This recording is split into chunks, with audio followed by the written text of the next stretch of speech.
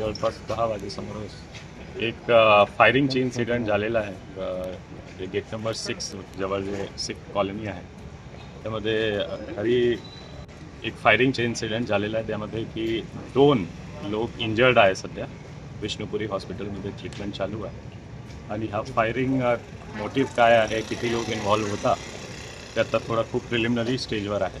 पण एक फायरिंगची इन्सिडेंट झालेला आहे. पिस्टलवरून फायर झालेला आहे असा प्रथम दृष्ट्या दिसतो. किती राऊंड फायर? राऊंडची आता संख्या म्हणू शकणार नाही. त्यासाठी आमचे फॉरेन्सिकची टीम, बोथ बॅलिस्टिकची टीम आणि डॉक्टर्सचे सुद्धा रिपोर्ट यावर डिपेंड करणार किती राऊंड फायर झालेला आहे.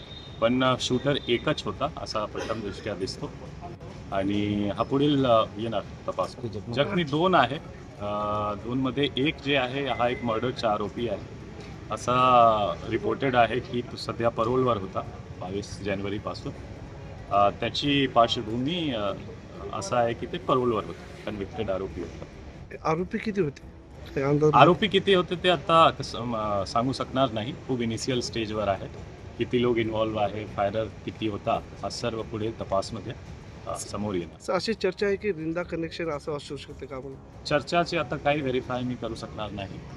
हा एरियामध्ये मोटिव्ह काय आहे, पार्श्वभूमी काय आहे, त्याची सध्या तो काही हालचाली नव्हता आणि काय रिजन होऊ शकतो, कोणाकोणाचा इन्व्हॉल्वमेंट होऊ शकतो पुढे